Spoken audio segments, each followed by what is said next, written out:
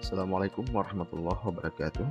Bertemu kembali dengan saya, Dr. Jabar Sabil MA, dosen Fakultas Syariah dan Hukum UIN Araniri Banda Aceh. Pada kesempatan ini, kita melanjutkan kajian tentang inferensi langsung.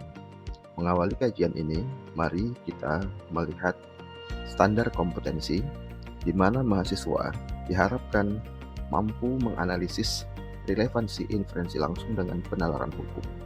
Untuk itu, disajikan materi pembelajaran tentang pengertian inferensi dan pengertian inferensi langsung, dan macam-macam inferensi langsung serta relevansinya dengan penalaran hukum. Menurut Kamus Besar Bahasa Indonesia, kata inferensi berarti simpulan atau yang disimpulkan. Dalam Mu'jam Falsafi, kata inferensi dipadankan dengan kata al-istintaj. Bagi usuliyun, istidlal adalah penyimpulan yang tidak ada nas, ijma' dan qiyas, sementara penyimpulan dari kandungan nas syariat disebut dengan istinbat. Mari kita lihat macam-macam inferensi. Pertama, ada inferensi deduktif yang disebut dengan istidlal, dan ada inferensi induktif yang disebut istiqra'. Kemudian, inferensi deduktif ini terbagi kepada inferensi langsung dan inferensi tak langsung. Sementara pada inferensi langsung, itu ada dua macam yang dibahas di sini, yaitu oposisi atau disebut takabul dan konversi. Kemudian pada inferensi tak langsung, ini ada yang disebut dengan silogisme atau kias, sedangkan pada inferensi induktif sifatnya merupakan penyimpulan tak langsung. Di situ ada pembahasan tentang generalisasi atau disebut al-istiqra' dan pembahasan tentang analogi atau disebut at-tamsil. Istilah istimbat dipakai oleh para ulama dalam konteks pengetahuan yang a priori. Kebalikan dari induksi atau yang disebut istiqra' itu bersumber pada pengetahuan a posteriori atau pengetahuan yang diperoleh setelah penyelidikan. Kemudian kita melihat pengertian inferensi langsung. Para ahli mantik menyatakan al-istidlal al-mubashir alladhi la yahtaju fihi al-bahisu ila aktarin min qadiyatin wahidatin. Inferensi langsung adalah satu pola penyimpulan yang mana pembahas tidak perlu kepada lebih dari satu proposisi. Karakteristik penalaran deduktif adalah premis-premis yang diterima secara a priori atau daruri, jadi kebenarannya tidak dicari dalam rentas empiris melainkan ditimbang secara rasional. Pada proposisi yang memuat pengetahuan a priori, yang diperhatikan adalah hubungan logis antara satu dan lain proposisi. Simpulan dibuat berdasarkan kebenaran yang luas atau umum, lalu diturunkan kepada yang lebih sempit atau lebih khusus. Konsep dasarnya, setiap proposisi pastilah memiliki 4 macam relasi dengan oposisinya. Di sini kita bisa melihat ada 4 macam relasi. Yang pertama independen, yaitu dua proposisi yang masing-masing menyatakan masalah berbeda, tidak ada pertautannya. Dua, equivalent, yaitu dua proposisi yang menyatakan masalah yang persis sama. Yang ketiga, pertentangan atau kontradiksi. Dan keempat, perlawanan atau kontrari, yang disebut juga tadadud. Nah, di sini ada dua macam inferensi langsung yang dibahas, yaitu oposisi dan konversi. Mari kita lihat masing-masing keduanya. Yang pertama oposisi. Secara fitrah, akal mengasosiasi adanya tolak belakang atau oposisi atau disebut juga dengan takabul antara satu dan lain proposisi.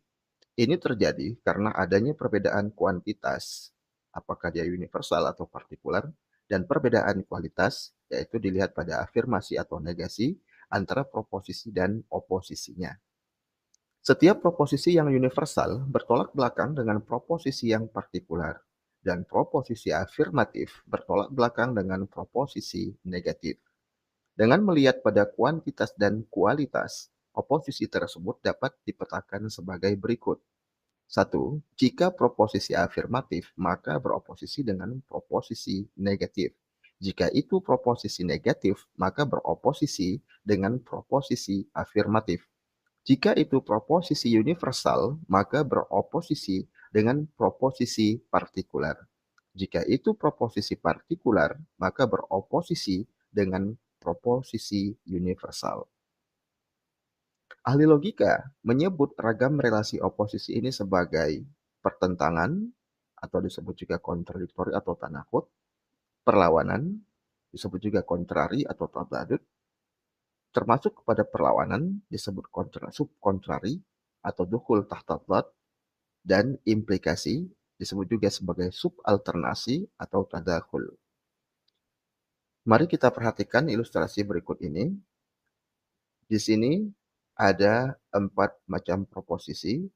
Ada proposisi universal afirmatif, proposisi universal negatif, proposisi partikular negatif, dan proposisi partikular afirmatif. Masing-masing proposisi ini bertolak belakang dengan 3 proposisi lainnya sehingga terjadilah oposisi. Mari kita lihat secara lebih detail.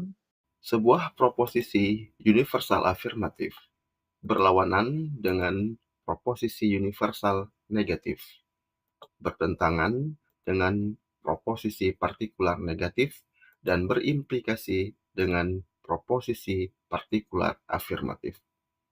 Sementara proposisi universal negatif berlawanan dengan proposisi universal afirmatif, bertentangan dengan proposisi partikular afirmatif, dan berimplikasi dengan proposisi partikular negatif. Selanjutnya, proposisi partikular negatif termasuk ke dalam perlawanan dengan proposisi partikular afirmatif, bertentangan dengan proposisi universal afirmatif, dan berimplikasi dengan proposisi universal negatif. Adapun proposisi partikular afirmatif berlawanan dengan proposisi partikular negatif, bertentangan dengan proposisi universal negatif, dan berimplikasi dengan proposisi universal afirmatif. Selanjutnya, mari kita lihat pengertian pertentangan. Pertentangan atau disebut juga kontradiktori atau tenakut adalah benarnya salah satu dari 2 proposisi. Berarti runtuhnya kemungkinan benar proposisi yang lain sehingga dipastikan salah. Sebaliknya, jika satu dari 2 proposisi itu salah, maka runtuhlah kemungkinan salah proposisi lain sehingga dipastikan benar. Dengan kata lain, kedua proposisi yang bertentangan itu tidak mungkin sama-sama benar dan juga tidak mungkin sama-sama salah dalam keadaan apapun. Ahli logika mendefinisikan pertentangan sebagai berikut. At-tanaqud bainal qadiyataini huwa ikhtilaful qadiyataini bil ijab wassalab ala wajhin yaqtadi li zatihi an takuna ihdahuma sadiqatan wal ukhra kadzibatan. Pertentangan antara 2 proposisi adalah perbedaan 2 proposisi, baik afirmasi maupun negasi, yang dengan sendirinya menjadikan salah satu dari 2 proposisi tersebut benar dan yang lain salah. Ini penting karena tak jarang kebenaran satu proposisi diketahui melalui kekeliruan lawannya. Jadi untuk itu kita perlu membuat oposisi sehingga kemudian pembuktian dilakukan terhadap oposisinya, bukan kepada proposisi utama. Kadangkala seorang mengira lawan proposisi cukup jelas, sehingga tidak perlu penjelasan, tapi sebenarnya di dalamnya terkandung kemungkinan keliru yang cukup besar. Nah, menurut Imam Al-Ghazali, sebuah proposisi dapat dinyatakan bertentangan jika memenuhi 6 syarat berikut. Pertama, hukum dan mahkum alih pada 2 proposisi memiliki kesamaan hakikat ontologis, bukan hanya kesamaan term. Jika hanya sama term tapi beda makna, maka tidak bertentangan. Misalnya, pernyataan cahaya dapat ditangkap oleh mata, lalu kemudian oposisinya cahaya tidak dapat ditangkap oleh mata. Jika pada yang pertama yang dimaksud dengan cahaya itu empirik seperti cahaya lampu, lalu pada yang kedua yang dimaksud dengan cahaya adalah cahaya hati, maka ini bukan pertentangan karena hakikatnya berbeda. Yang kedua, hukum pada kedua proposisi tersebut sama. Misalnya proposisi orang yang terpaksa berkehendak bebas, orang yang terpaksa tidak berkehendak bebas. Nah, jika yang dimaksud yang pertama itu orang yang ketakutan, sementara yang kedua dikatakan orang yang mengalami intimidasi, maka keduanya bukan pertentangan. Karena terjadi perbedaan hukum. Kemudian yang ketiga, apabila digunakan term privatif, maka penyandaran term tersebut harus sama. Misalnya, si Zaid adalah ayah. Si Zaid adalah bukan ayah. Jika yang pertama yang dimaksud adalah ayah bagi si Umar, sedangkan yang kedua adalah ayah bagi si Budi, maka keduanya tidak bertentangan.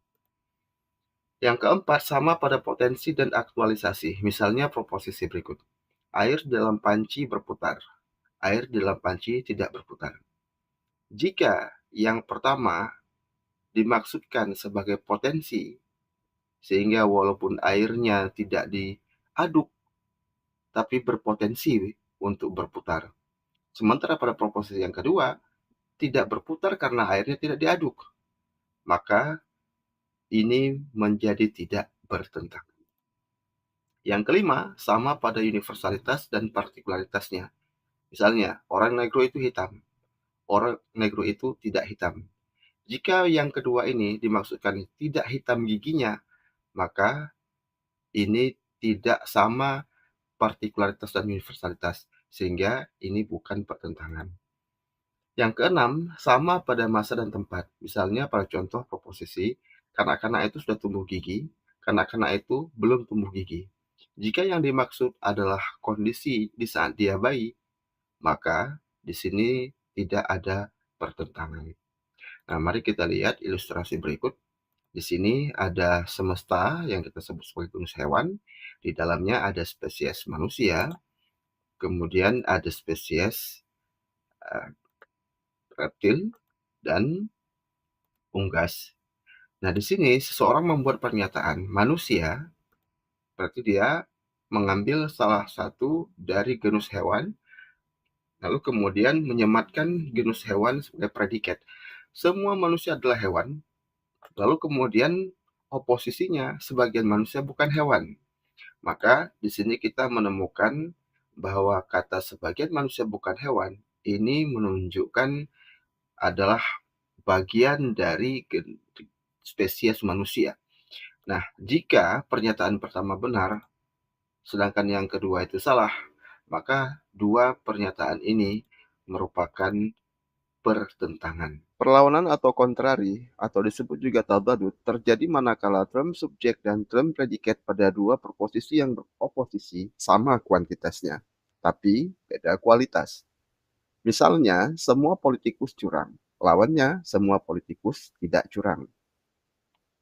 Menurut ahli logika, prinsip kontrari adalah at-taqabul bainal kulliyatil mujabati wal kulliyatis salibati huwa min qabili taqabulit tadad. Wa tadad yaqtadi an takziba ihdal qadiyataini al-mutaqabilaini idza sadaqat al-ukhra. Walakin la yaqtadi an tasduqa ihdahuma idza kadhibat al-ukhra. Oposisi di antara proposisi universal afirmatif dan universal negatif adalah oposisi kontrari. Kontrari menghendaki salahnya satu dari dua proposisi yang beroposisi jika yang lainnya benar. Tetapi ia tidak menghendaki benarnya satu dari keduanya apabila yang lain salah. Perlawanan terjadi karena adanya beberapa objek yang tidak mungkin bersatu. Seperti genus warna yang di bawahnya ada banyak macam warna, yang mana warna-warna yang berbeda tersebut tidak mungkin bersatu. Sekarang mari kita lihat ilustrasi berikut. Kita ambil semesta yang menunjukkan genus hewan. Di antaranya ada spesies manusia. Lalu seseorang menyematkan predikat hewan kepada manusia dengan menggunakan proposisi universal afirmatif. Dia mengatakan semua manusia adalah hewan. Maka di sini terjadi perlawanan dengan proposisi semua manusia bukan hewan. Jadi yang pertama universal afirmatif, yang kedua universal negatif. Nah, di sini kita menemukan jika yang pertama benar, maka yang kedua salah. Di sini polanya menjadi berlawanan. Kenapa? Karena yang dinegasikan adalah keseluruhan. Jadi ketika tadi dikatakan semua manusia, lalu dikatakan semua manusia juga. Yang pertama mengatakan adalah hewan, yang kedua menegasi, mengatakan bukan hewan.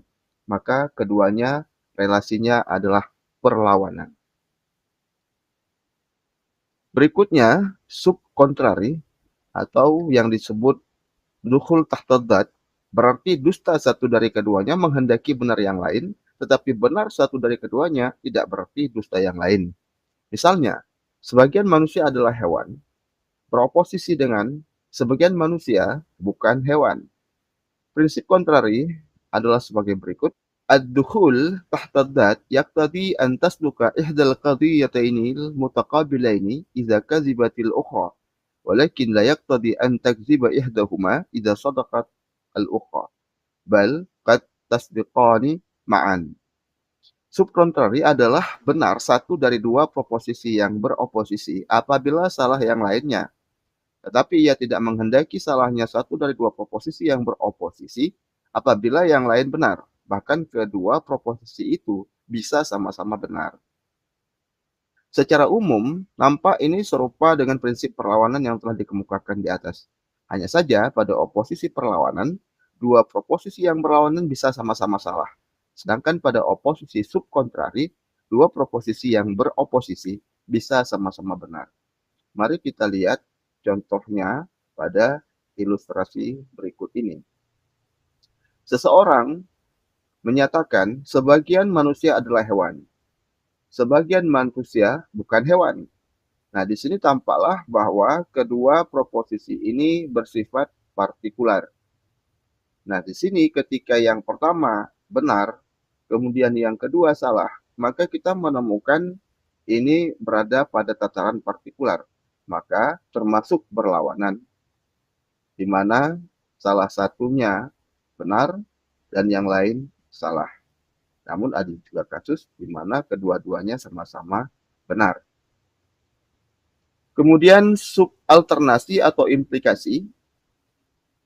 Maksud implikasi pada proposisi yang memiliki quantifier adalah masuknya salah satu proposisi ke dalam proposisi lain. Hal ini dilihat dari segi yang satu universal dan yang lain partikular, di mana keduanya memiliki kualitas yang sama, baik itu afirmatif maupun negatif. Prinsip implikasi ialah at-tadakhul yaqtadi an tasdukal juz'iyah idza sadaqat al-kulliyah al-muqabalah laha, wa an takzibal kulliyah idza kazibatil juz'iyatil muqabalati laha. Implikasi menghendaki benarnya partikularnya apabila benar universalia yang beroposisi dengannya, dan salahnya universalia apabila salah partikularnya yang beroposisi dengannya. Tampak pada prinsip ini bahwa benarnya partikularnya tidak menjadikan universalia benar. Bahkan universalia bisa saja salah dan bisa juga benar. Nah, kita perhatikan pada ilustrasi berikut ini. Sebuah proposisi berbunyi, semua manusia adalah hewan. Lalu oposisinya, sebagian manusia adalah hewan. Di sini kita menemukan bahwa yang kedua itu merupakan implikasi dari pernyataan pertama. Kenapa? Ketika pernyataan semua manusia adalah hewan, maka bagian daripada manusia tersebut juga hewan. Nah, sekarang kita masuk ke kajian tentang konversi. Sebagaimana intelek mampu memunculkan oposisi dari proposisi yang hadir di dalam pikiran, maka intelek juga mampu memunculkan konversinya sehingga didapat kesimpulan baru. Secara bahasa, kata konversi berarti membalikkan. Lalu secara terminologis didefinisikan sebagai berikut. Al-'aks huwa ay yasira al-mahmulu mawdu'an wal mawdu'u mahmulan ma'a baqa'i sidqi wal kaif wal kam. Konversi adalah menjadikan predikat sebagai subjek dan menjadikan subjek sebagai predikat dengan tetap menjaga kebenaran, kualitas, dan kuantitas pada proposisi. Prinsip dasar konversi adalah menjaga kebenaran, kualitas, dan kuantitas. Namun bukan berarti ini berlaku pada seluruh proposisi. Perhatikan 4 proposisi berikut ini. Proposisi afirmatif universal. Misalnya, seorang manusia adalah hewan. Lalu kemudian dikonversi menjadi sebagian manusia adalah hewan.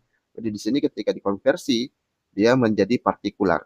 Walaupun sebelumnya adalah universal. Ini merupakan pengecualian. Kemudian yang kedua, proposisi negatif universal.